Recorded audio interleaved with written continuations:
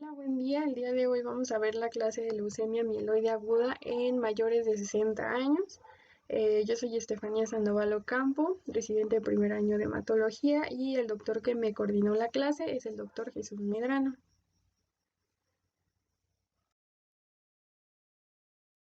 El contenido de la clase: primero vamos a ver la introducción, un poco de epidemiología, la etiología, fisiopatología, tratamiento y pronóstico, y finalmente las conclusiones.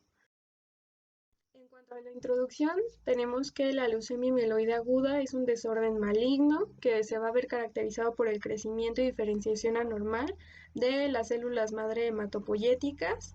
Y bueno, vamos a ver que va a haber una acumulación de los precursores en la médula ósea y en sangre periférica. Entonces aquí tenemos una hematopoiesis normal, donde vemos que se logran producir todas las células, tanto mieloides como linfoides, y acá tenemos cómo empieza a producir un desorden en la diferenciación y crecimiento de las células, en este caso las mieloides, con lo cual va a provocar una acumulación de los precursores. Tenemos que en general la leucemia mieloide aguda es una leucemia que se puede caracterizar por una rápida aparición de los síntomas. eh, es muy insidiosa. En algunos casos, y vamos a ver más adelante, por epidemiología, puede irse precedida de un síndrome mielodisplásico, y el hallazgo o la forma en la que la vamos a encontrar puede ser como rutina en algunas ocasiones. Sin embargo, en otras y en la mayoría pues pueden ser manifestaciones que ponen en peligro la vida, porque pues se van a desarrollar citopenias. Se puede desarrollar también como un síndrome de falla medular, como mencionamos anteriormente, como el síndrome mielodisplásico. Y la forma en la que vamos a hacer el diagnóstico: vamos a ver qué es con los mieloblastos en sangre periférica o en médula ósea, el inmunofenotipo, la citogenética y también los estudios moleculares. En cuanto al diagnóstico diferencial en general, vamos a ver que se puede dar con un síndrome mielodisplásico, con una leucemia linfoide aguda o hasta con algunas reacciones leucémicas. Y acá abajo tenemos más o menos el porcentaje o la frecuencia con la que se presenta la leucemia mieloide aguda. Si notan aquí, vamos a ver los casos nuevos y aquí está la mortalidad. Entonces aquí tenemos una incidencia de 21.4 de casos nuevos y una mortalidad del 10%. O sea, la mortalidad es aproximadamente el 50% de los pacientes que se diagnostican, contra, por ejemplo, la leucemia linfoblástica aguda o la leucemia mieloide crónica o la linfocítica crónica, que también tiene una alta detección de nuevos casos, pero tiene menor mortalidad. Y aquí tenemos todas las clasificaciones de la leucemia mieloide aguda y todos los subtipos que hay de acuerdo a la clasificación de Downs, que lo separan por anormalidades genéticas. Más adelante vamos a ver qué es una patología en donde las alteraciones genéticas son muy importantes. Lo relacionado con la mielodisplasia, con los tratamientos previos que haya tenido un paciente, otros tipos de clasificación o de leucemias, los sarcomas mieloides, los relacionados a síndrome de Down y las neoplasias plasmocitoides de las células dendríticas. En cuanto a la epidemiología, vamos a ver que en general la leucemia mieloide aguda tiene más o menos aproximadamente una mayor incidencia en los hombres, y se ha visto que los hombres tienen de 1.2 a 1.6 más riesgo de desarrollar leucemia mieloide aguda en su vida. Esto pues en estudios de Estados Unidos, del Reino Unido, Canadá, Dinamarca y Australia. Y vamos a ver que hay un estudio muy importante que se llama SER, en donde encontraron que hay una incidencia de 1.6 veces más en los hombres de desarrollar la leucemia mieloide aguda. En otro estudio, pues se ha visto que tiene una incidencia de 5.4 contra 3.47 en mujeres. Aquí tenemos una tabla, bueno, un gráfico donde se observa la incidencia, bueno, la tasa de incidencia en mujeres, que es esta naranja, que podemos ver cómo a lo largo de los años, desde 1975 hasta el 2016, ha ido aumentando la incidencia de leucemia mieloide aguda. y estos son los hombres aquí.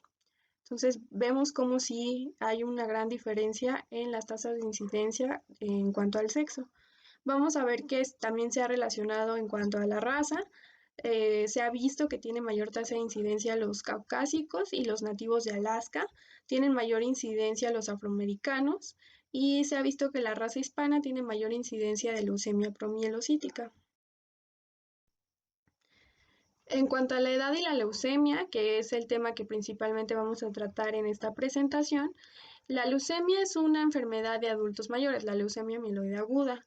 Vamos a ver que la incidencia siempre se debe de ajustar en el caso de esta patología por edad, ya que si nosotros vemos en los pacientes que son menores de 65 años, la incidencia es de 2 por cada 100,000 personas año.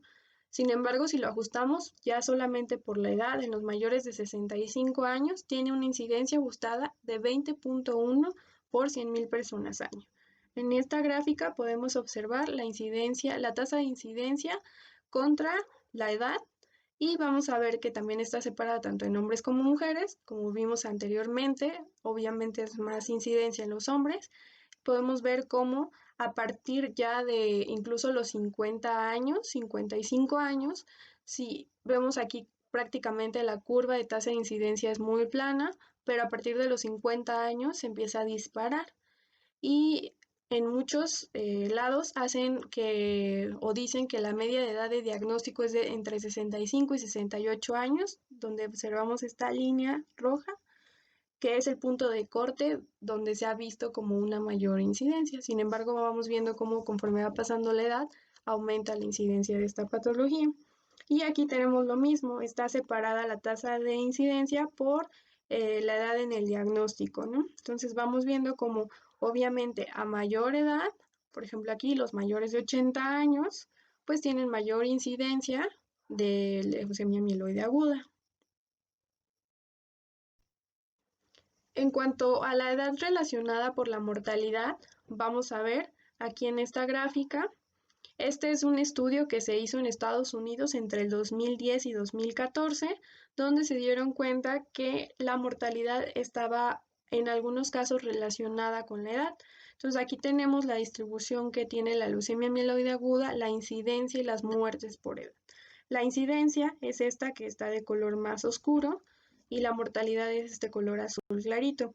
Entonces aquí vemos, por ejemplo, que a los 20 años la mortalidad es casi de menos del 50%, ¿no?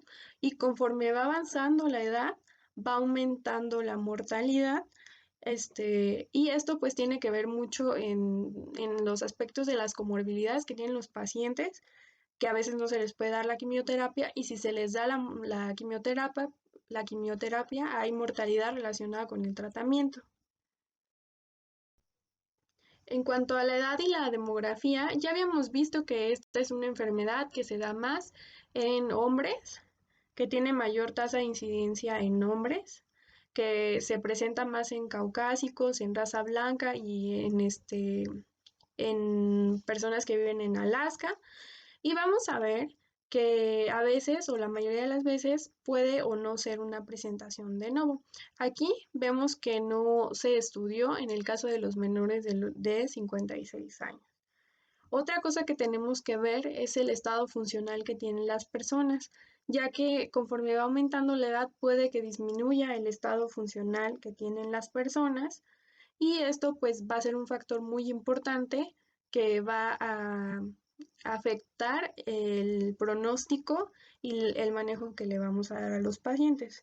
Entonces, aquí vamos viendo cómo el estado funcional de las personas, de tener un adecuado estado funcional, puede ir deteriorándose o aumentando hacia estados o estadios donde ya disminuya su funcionalidad y entonces ya no se pueda dar un tratamiento adecuado. Aquí tenemos la presentación. Aquí vamos a ver la presentación clínica de laboratorios y la presentación en cuanto a la clasificación de la FAP.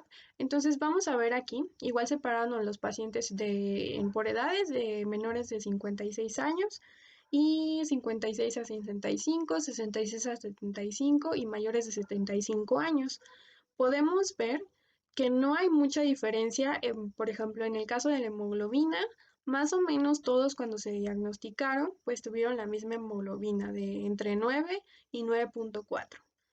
No importó mucho la edad. La cifra de los leucocitos, vamos a ver que esa sí tuvo algunas variaciones. En el caso de los menores de 56 años, debutaron con una mayor cifra de los leucocitos y aquí pues disminuyeron un poco. Las plaquetas, igual no hubo una diferencia muy extensa. Y la tasa, por ejemplo, de los blastos, tanto en sangre periférica como en médula ósea, también se vio que fue un poco mayor en los menores de 56 años. Y en cuanto al tipo de leucemia mieloide aguda que tuvieron, aquí solamente no se está contando la leucemia promielocítica, vamos a ver que no hay como tal una diferencia muy, muy significativa en cuanto a la presentación que llegan a tener los pacientes. Quizá a lo mejor aquí en el caso de por ejemplo, de la M4 empieza a disminuir un poco la frecuencia. Sin embargo, no hay una diferencia por edad en cuanto a las cifras de laboratorio y en cuanto al tipo de leucemia, en cuanto a la clasificación de la FA. En cuestión de la sobrevida libre de enfermedad, si comparamos a los pacientes que son menores de 60 años, su sobrevida libre de enfermedad, vamos a ver que, por ejemplo, el primer año se clasificó a los pacientes que tenían un pronóstico favorable, intermedio y un mal pronóstico. Entonces, en el primer año, a lo mejor la tasa de sobrevida o la probabilidad de sobrevida sí disminuyó en algunos y podemos ver aquí cómo se sentó un poquito más, sobre todo en el primer año, pero conforme iban pasando los años a lo mejor se empezaba a estabilizar. Sin embargo, aquí en mayores de 60 años, por ejemplo, los pacientes que tenían muy mal pronóstico, vamos a ver cómo la curva baja aún más rápido. Y en el caso de los que tienen un pronóstico intermedio, igual disminuye más rápido. Incluso aquí la tasa en los que tienen un pronóstico favorable de sobrevida casi llega a cero. Aquí si comparamos tan solo nada más, por ejemplo, la sobrevida que pueden tener ya a los 2 o 3 años es menor del 40%. Y aquí, en el caso de los menores de 60 años, muchas son mayores al 40%. Por ejemplo, los que tienen un pronóstico favorable o un pronóstico intermedio tipo 1. En cuanto a la sobrevida y edad, tenemos aquí otra estadística. Esta es estadística de Estados Unidos, donde a los pacientes los clasificaron por edad al diagnóstico y la sobrevida que tuvieran a 5 años. Esta es una sobrevida general, no como la otra que es libre de enfermedad. Y vamos a ver que la sobrevida prácticamente del 50% disminuye al 2% en mayores de 75 años. Entonces, esto es muy importante al hacer el diagnóstico y dar un pronóstico del paciente. La citogenética también va a ser otro factor, ya que la citogenética también nos va a dar el riesgo aparte de la edad. Y vamos a ver que los mayores de 75 años van a tener una citogenética más desfavorable. Entonces aquí igual separaron a los pacientes por edades. Si vemos, aquí los pacientes van a tener 16% de citogenética favorable, los que son menores de 56 años, 46% de citogenética o riesgo de citogenética intermedio y no favorable 33%. Vamos a ver cómo en los mayores de 75 años va a aumentar hasta 50% de riesgo no favorable y por ejemplo prácticamente todo queda entre riesgo intermedio y riesgo no favorable. Son solamente el 4% son los que quedan en riesgo favorable y vemos como si hay una significancia estadística. Y esto se debe a las anormalidades que se van a encontrar. Por ejemplo, aquí tenemos 5 anormalidades que se encuentran normalmente en la leucemia mieloide aguda. Las dos primeras son de pronóstico no favorable o de mal pronóstico y estas 3 últimas son de buen pronóstico. Vamos a ver que en los pacientes que son mayores de 75 años tienen mayor presentación o mayor frecuencia. Aquí vemos 26% y 22%. Vemos que en los jóvenes es muy baja la frecuencia de estas alteraciones citogenéticas y vemos que en el caso de estas alteraciones, donde son de buen pronóstico, son muy bajas o incluso de cero en el caso de los mayores de 75 años. Esto también se tiene que relacionar ya que una de las causas o de la etiología buscada en los pacientes con LMA es el síndrome mielodisplásico previo y estas dos alteraciones son dos alteraciones que se encuentran en síndrome mielodisplásico. Aquí tenemos en general la etiología. Vamos a ver, aquí yo la dividí en 5. Una que es muy importante en los pacientes que son adultos mayores es la leucemia relacionada con tratamiento. Y esto es importante porque obviamente en los adultos mayores acumulan comorbilidades o pueden tener el antecedente de que en algún momento de su vida presentaron algún tipo de cáncer. Entonces tenemos que investigar bien si el paciente tuvo antecedente de cáncer, sobre todo si recibió terapia con alquilantes. Como ya habíamos visto previamente, los alquilantes y su relación en cuanto a causalidad de cáncer está muy identificada. Entonces vemos que los alquilantes son medicamentos que se pueden dar pues en muchos tratamientos tanto para cáncer hematológico como no hematológico, en el linfoma de Hodgkin, en muchas fases también que por ejemplo nosotros vemos aquí en el hospital, en el cáncer de ovario. Estos son los más relacionados, sin embargo no son los únicos. Otros que se han estudiado también es la topoisomerasa 2, los inhibidores de la topoisomerasa 2, las antraciclinas y la radioterapia. La predisposición genética, esto a lo mejor no lo vamos a ver en los adultos mayores porque son síndromes que se van a identificar desde la infancia, por ejemplo, la deficiencia de GATA2, el síndrome plaquetario familiar que es muy raro, los síndromes que pueden causar anemia aplásica o aplasia pura de serie roja, como el síndrome de Shwachman-Diamond, la disqueratosis congénita, la anemia de Fanconi, y como vimos, hasta hay una clasificación en la OMS donde separan al LMA relacionada con síndrome de Down. Otras son las mutaciones que se pueden ver también muy relacionadas y que van a ser muy importantes en el caso de la LMA. Por ejemplo, las mutaciones de DNMT3A, T2 y ASXL1, y vamos a ver más adelante otras. La exposicional, sobre todo el benceno, es el que está muy relacionado. Sin embargo, ha habido otras sustancias que se relacionan con la LMA, la dioxina, que es una combinación de conformaciones de benceno y el formaldehído. Y también el estilo de vida, de hecho se ha visto que tienen un hazard ratio muy relacionado o como factor de riesgo el sobrepeso y el tabaquismo. Entonces aquí tenemos las mutaciones más significativas para el pronóstico en el caso de la LMA. Entonces, lo que me gustaría mucho que vieran aquí es que las mutaciones las dividen entre menores y mayores de 60 años. Estas es la frecuencia de las mutaciones y aquí está el pronóstico que le van a dar. Entonces, por ejemplo, tenemos las mutaciones en el caso de el gen de la FLT3 ITD, que es un receptor de tirosincina. Y vamos a ver que tiene una frecuencia en menores de 60 años de 18 hasta 57% y que disminuye en los mayores de 60 años de 19 a 25%.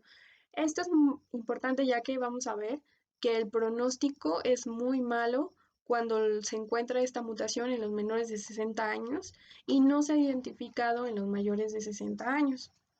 Tenemos también la mutación del NPM1 y otras proteínas importantes es la proteína T2 y la IDH1, que es la isocitrato deshidrogenasa 1 y 2. Estas mutaciones muy pocas veces se utilizan, ya que solamente en protocolos o en estudios muy específicos. Sin embargo, de importancia aquí es que sí se ha identificado que tienen un pronóstico y tienen también un target a la hora de dar un tratamiento. Entonces vamos a ver que en el caso de las mutaciones que tienen un contexto de pronóstico adverso, para los mayores de 60 años está la mutación del DNMT3A y vamos a ver que la frecuencia es afortunadamente bajita. Entonces, en cuanto a la fisiopatología, en general en la leucemia mieloide aguda, no solo en los pacientes mayores de 60 años, va a haber una alteración en la proliferación, lo cual va a provocar también una alteración en la sobrevida y diferenciación de las células mieloides. Se ha visto, como vimos, que ya hay una relación muy directa entre las mutaciones. Hay más de 200 genes que pueden llegar a mutar, sin embargo, como vimos anteriormente en la tabla, hay 23 genes que son los más frecuentes y de los genes más frecuentes relacionados son estos tres que tenemos aquí. El FLT3 es para, como vimos, las personas más jóvenes, que da un pronóstico adverso, y el DNMT3A da un pronóstico adverso en el caso de los adultos mayores. También se ha visto muchas alteraciones en la epigenética y esto es muy importante ya que los estudios que se han hecho en cuanto a la epigenética encontraron que hay un daño en las histonas y en la metilación de las histonas. Por eso es que uno de los tratamientos que se puede dar en la LMA son los hipometilantes y también tiene que ver mucho con la naturaleza de las células hematopoyéticas. Entonces aquí tenemos otra vez nuevamente la frecuencia, pero esta no está ajustada a la edad o no hay una comparación con la edad, pero aquí tenemos todos los genes que se pueden llegar a alterar. Y aquí vamos a ver por qué hay mucha alteración o mucha relación entre un síndrome mielodisplásico, sobre todo en los adultos mayores, con la leucemia mieloide aguda. En cuanto a la patogenia, pues ya dijimos que hay una alteración en la sobrevida, en la proliferación y diferenciación. Pueden existir ya alteraciones citogenéticas, como vimos la de lesión del 5Q, la monosomía del 7, trisomías, o isocromosomas. Estas alteraciones también se pueden ir acompañadas de algunas translocaciones que afecten genes muy importantes en la señalización. Cuando hay alteraciones en genes que son o factores de transcripción que son importantes, puede empezar a producir células con displasia.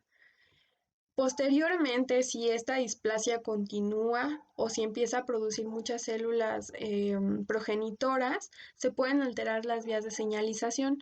Si se alteran estas vías de señalización, ahorita más adelante en una diapositiva vamos a ver que las vías de señalización están interrelacionadas unas con otras. Entonces, si se altera una, se pueden alterar la mayoría y esto puede provocar que ya se produzca una leucemia mieloide aguda. Cuando pasa una quimioterapia, ya después de que se diagnosticó la leucemia, lo ideal es que se logre la remisión. Sin embargo, hay algunas alteraciones que sobre todo son, como les comenté anteriormente, se buscan en protocolos de investigación, donde puede que no haya una adecuada remisión, que no se logre o que haya una recaída, como es el caso de la presentación de las mutaciones en la isocitrato deshidrogenasa, que se ha visto muy relacionada con recaída o falla en la remisión. En cuanto a la valoración geriátrica, obviamente como todos los pacientes, pues se tiene que hacer una valoración y una adecuada historia clínica para ver qué tipo de comorbilidades tienen. En el caso de los pacientes mayores de 65 años, se tiene que hacer una valoración geriátrica integral. Y aquí les puse los dominios que tenemos que abarcar siempre que veamos un paciente mayor de 65 años. Tenemos que evaluar las comorbilidades, pero no solo es que nos digan si las tienen o no las tienen. Es muy importante a la hora de dar el tratamiento si están controladas o si no están controladas. Entonces, existen dos índices que nos van a servir de herramienta para realizar la evaluación de este dominio, que es el índice de comorbilidad de Charson, que ya lo hemos visto que se ocupa en muchas especialidades, y el índice de comorbilidad de trasplante, que se ocupa principalmente para trasplantes. Sin embargo, en la bibliografía que consulté, también es una herramienta que recomiendan a la hora de realizar una valoración. Sobre todo nos va a servir también en los pacientes que en algún momento pensemos que son candidatos a trasplante, aunque sean mayores de 65 años. Evaluar también la polifarmacia, que es revisar si tiene medicamentos de alto riesgo, que puedan hacer sinergia o que puedan aumentar la toxicidad de la quimioterapia. Evaluar la nutrición, igual, tenemos herramientas o test que nos ayudan a evaluar la nutrición. Es muy importante valorar que no exista datos de demencia, evaluando la cognición, puede ser con un Mini-Mental o con el cuestionario de MoCA. También evaluar la depresión, la funcionalidad que tiene el paciente, evaluar la movilidad y el riesgo de caída, ya que sabemos que la quimioterapia muchas veces puede provocar disminución de la función. Y también algo muy importante es el apoyo que va a tener el paciente, la economía que tiene, el soporte también familiar.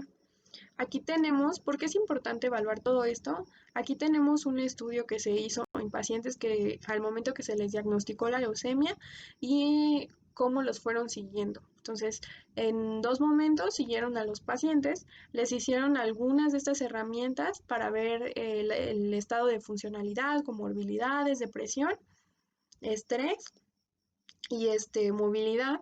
Y entonces aquí está el porcentaje en el que estaban fallando los pacientes. Entonces vemos que, por ejemplo, aquí los pacientes tienen un ECOG más bajito y cuando se les dio la quimioterapia y se les dio el seguimiento, el ECOG empezó a empeorar, el estrés, la movilidad, la depresión, entonces, y la movilidad también aquí empeoró. Entonces es algo que se tiene que evaluar porque muchas veces a lo mejor el paciente no tiene comorbilidades, pero pensamos o evaluamos que no tiene tanta movilidad.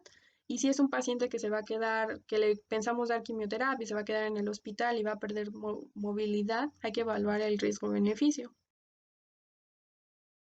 Aquí está el test de comorbilidades para trasplante. Entonces, aquí evalúan principalmente las comorbilidades que puedan llegar a tener los pacientes que ya son adultos mayores, por ejemplo, las arritmias, una FA, si tienen antecedente cardiopatía isquémica de falla cardíaca, si tienen algunas enfermedades inflamatorias intestinales, diabetes, si tienen algún riesgo cardiovascular, las enfermedades psiquiátricas como ya mencionamos, también la función hepática o enfermedades de falla hepática, obesidad, infecciones, si tienen autoinmunes, si tienen daño renal y daño hepático muchas veces porque algunos tratamientos están contraindicados o se tienen que ajustar a función hepático-renal. También enfermedades pulmonares, sobre todo EPOC. Si ya tienen el antecedente de un tumor, si tienen el antecedente de recambio valvular o de enfermedades valvulares.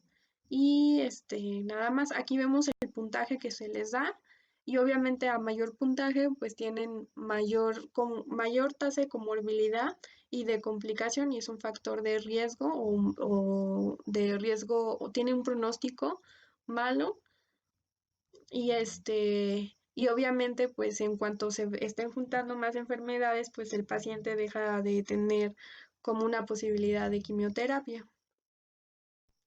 Y aquí tenemos en general el algoritmo tanto de evaluación como de tratamiento que se les debe realizar a los pacientes que tienen leucemia mieloide aguda. Ya la corroboramos, ya la diagnosticamos. Nuestro paciente aquí tiene más de 60 años. Y lo más importante es valorar si nuestro paciente va a ser candidato o no a quimioterapia. Es muy difícil y no hay alguien que nos diga si en un ECOG dio más de tanto, le vamos a dar quimioterapia. Sin embargo, porque las quimioterapias que se dan son intensas y no hay muchos estudios que se hayan hecho en adultos mayores, en general para nada, de ninguna especialidad, y este caso no es la excepción, que te diga, entonces sí, dale una quimioterapia intensa. Pero lo que sí se ha visto o se ha estudiado es a los pacientes que eran adecuados a quimioterapia y les ha ido bien con un tipo de quimioterapia o con otro. Entonces se tiene que ver si el paciente es fit o se considera adecuado para una quimioterapia. Obviamente esto pues es valorando con lo que anteriormente mencioné, las comorbilidades, si tiene depresión, si es funcional, si sus comorbilidades están controladas. Entonces vamos a ver que el paciente podría tener comorbilidades, podría ser hipertenso o diabético, pero si las mantiene controladas, podemos dar un esquema de quimioterapia convencional para el MA como un 7+3. Y aquí una vez que nosotros valoramos al paciente, le hicimos una valoración geriátrica integral, valoramos que es candidato porque si llega a tener comorbilidades están controladas, es funcional, no tiene ningún otro riesgo, entonces le damos la quimioterapia. Al término de esta quimioterapia, le tenemos que hacer otra vez una valoración integral porque puede ser que aunque el paciente era fit, le damos la quimio y a la hora de que le damos la quimio, no sé, provocamos una estancia prolongada o muchas complicaciones, una neumonía que haya hecho fibrosis y disminuyó su función pulmonar, o dañamos el riñón. Entonces se tiene que valorar otra vez si el paciente es o no adecuado para continuar con tratamiento. Entonces, si el paciente continúa siendo fit, incluso se podría valorar para hacerle un trasplante. Pero si durante la realización de la quimioterapia vemos que se deterioró mucho la función del paciente, que a lo mejor estuvo mucho tiempo acostado y ya no puede caminar, o lo que les mencioné anteriormente, a lo mejor ya no sería candidato para hacerle un trasplante y puede seguir con una quimioterapia de consolidación o incluso ya no darle quimioterapia.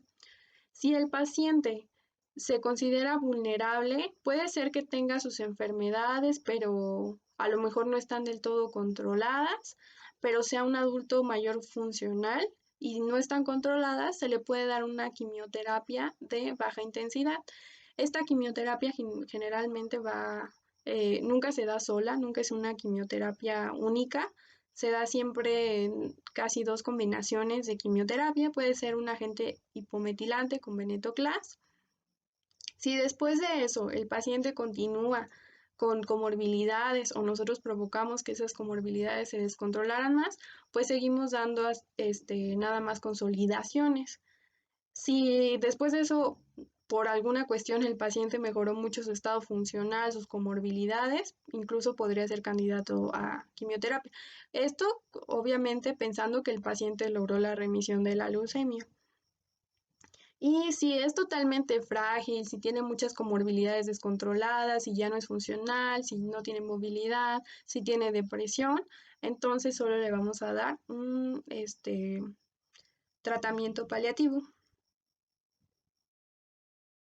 Vamos a ver, aquí se comparó a los pacientes la sobrevida y la mortalidad relacionada con tratamiento en los que se les dio tratamiento intenso, que pues ese es el tratamiento convencional, y tratamiento no intenso, que ya lo vimos anteriormente. Aquí se comparó el estado de funcionalidad que tenían los pacientes y entonces a los que tenían un adecuado estado de funcionalidad o que no estaban tan deteriorados, sí se les dio un esquema intensivo y este es el porcentaje a los que no se les dio un esquema intensivo. A los que tenían mayor deterioro en la funcionalidad, vamos a ver que igual no se les dio tanto esquema intensivo. Lo importante aquí es la sobrevida que tuvieron. Vamos a ver que en cuanto al tratamiento intensivo, pues hubo mayor sobrevida. Aquí está 53%, 37%, 22% de sobrevida. Contra los que se les dio no intensivo, 32, 12, incluso aquí es la mitad de porcentaje de sobrevida. Y vamos a ver que en estos dos al menos sí hay significancia estadística. ¿Esto qué nos quiere decir? Que hubo mayor sobrevida en los pacientes mayores de 65 años que se les dio tratamiento intensivo.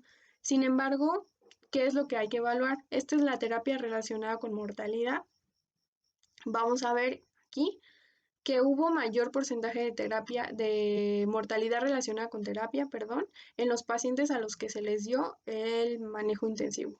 Que esto nos arroja como conclusión que sí viven más los pacientes, sin embargo, dar una terapia intensiva a la hora de dar la quimioterapia como tal, tenían alta mortalidad. Los pacientes que quedaban o que sí lograban sobrevivir a la inducción a la remisión de la con quimioterapia, pues sí tenían una sobrevida de 2 años, ¿no? O una sobrevida mayor que los no intensivos, pero muchos tenían o sea, hubo una alta mortalidad comparado con el no intensivo. Y vamos a ver que el tratamiento principalmente pues es lo que ya mencionamos, se basa o se encuentra como una evaluación ABCDE.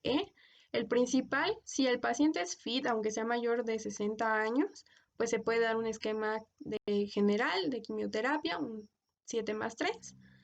Y, por ejemplo, si el paciente ya vemos que tiene entre 45 y 59 años, pero consideramos que hay otro tipo de tratamientos más efectivos, podemos dar aquí o atacar la epigenética con agentes hipometilantes.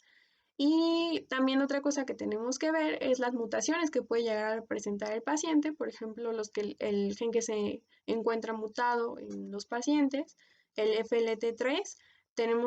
Este es un target específico y vamos a ver que están los inhibidores que es el sorafenil, uno de los más mencionados o estudiados, y la mindostaurina, que son inhibidores de la FLT3 de primera generación o de segunda generación. Otras cosas que se pueden dar es promover la diferenciación y causar una respuesta para atacar a las células de leucemia y atacar la DNA transmetilasa. Esto pues lo vamos a lograr con diferentes esquemas de quimioterapia, y aquí tenemos un poquito más esquemático las terapias blanco, que es algo muy importante porque son terapias novedosas.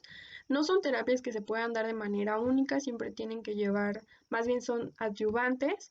Y obviamente lo ideal es que se haga un estudio molecular para ver, o citogenético, para ver que los pacientes se encuentran mutados algunos genes para que se les puedan dar, porque no tiene caso dárselo a un paciente que no tiene una mutación. Por ejemplo, un paciente mayor de 65 años que sabemos que disminuye la frecuencia de la mutación del FLT3, pues no tiene caso darle un inhibidor de la tirosincinasa.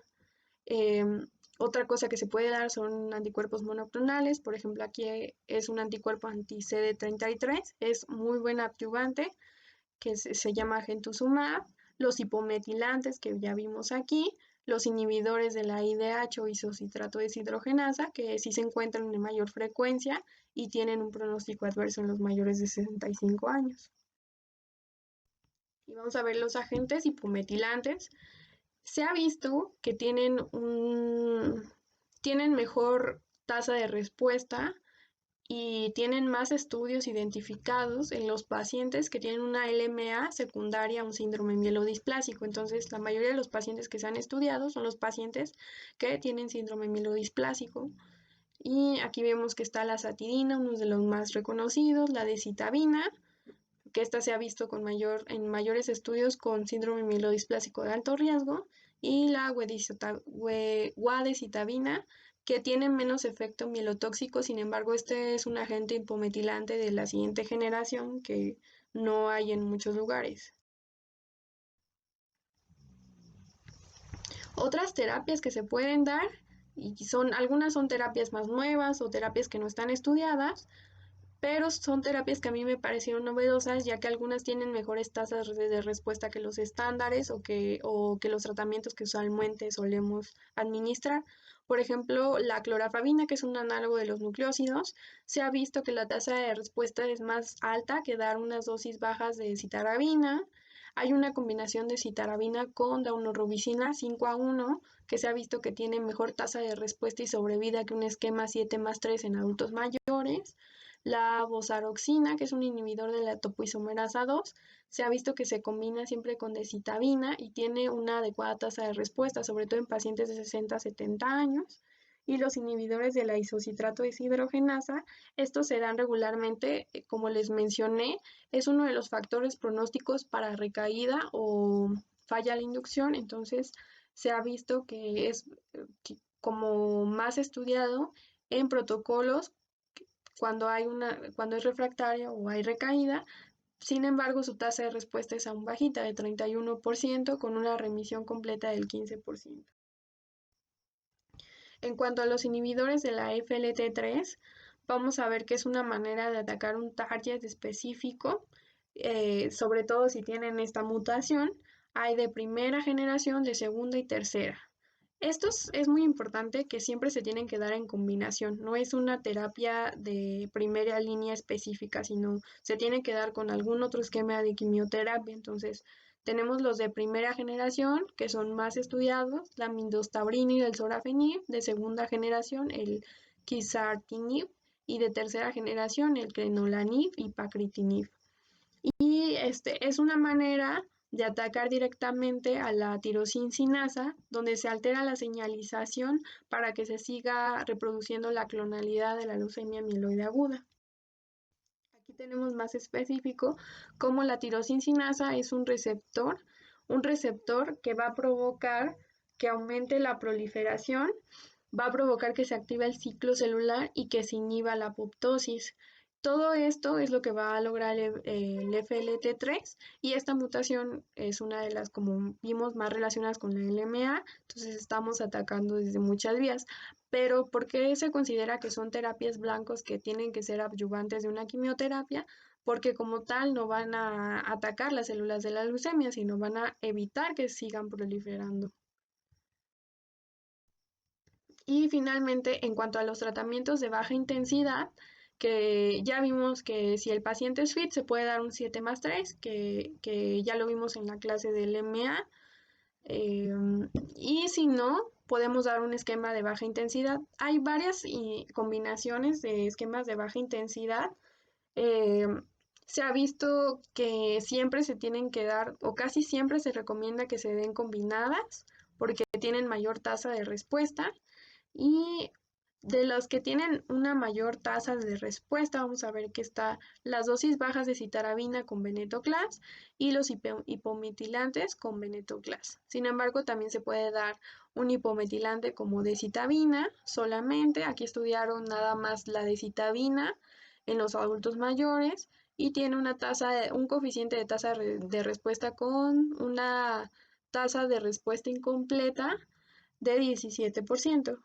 La azatidina tiene una de 27%, la cladribina con dosis bajas de citarabina tiene 68%, y aquí vemos que tienen mayor porcentaje los pacientes que recibieron venetoclax.